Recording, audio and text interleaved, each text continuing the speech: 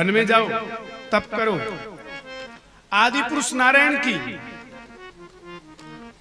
और नारायण प्रसन्न हो जाए तो मांग लेना कि मैं सुरुचि की कोख में चला जाऊं, मेरी कोख से जन्म लेगा, मेरे द्वारा उत्पन्न होगा, तो इस सिंहासन का अधिकारी हो जाएगा, नहीं तो नहीं बैठ सकता।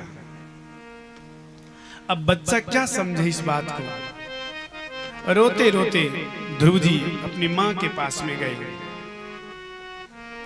सुखदेव जी कहते परीक्षित केवल ध्रुव को निकाल देती तो कोई बात नहीं, पर सुरुचि ने कह दिया वन में जा, तप कर, नारायण को प्रसन्न कर, और फिर उनकी आज्ञा हो जाए तो मेरी कोख में आ जा, क्योंकि मेरे द्वारा उत्पन्न होगा तो अधिकारी बन जाएगा। इसका मतलब भगवान को भी 2 नंबर पर बता दिया, अपनी कोख को 1 नंबर पर।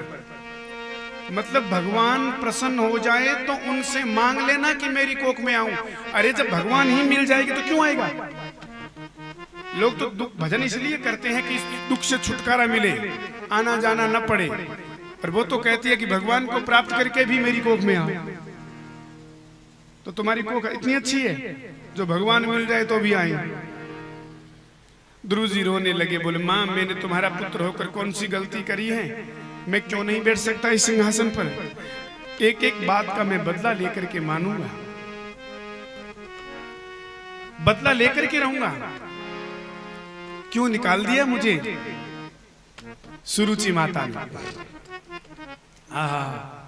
मां हो तो सुनीति जैसी, दौड़ कर गई और ध्रुव के मुख पर हाथ रख दिया। ना ना ना बेटा, किसी भी प्राणी के अमंगल की कामना मत करो,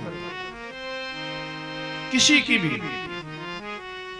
तू तो चाहता था इस पिता की गोद में बैठना, पर सुरुचि ने तो रास्ता बता दिया पिता के पिता परम पिता की गोद में बैठने का। क्या करेगा इस पिता की गोद में बैठकर।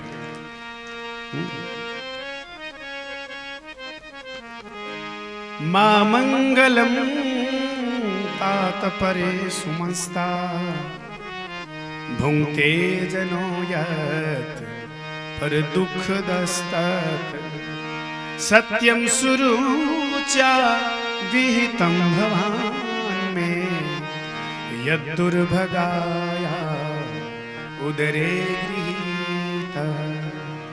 मुझ दुर्भगा के गर्भ से जन्म लिया है तुमने, भजियो नहीं बेटा अंतर्धानी, बिरथा खो दीनी जिंदगानी।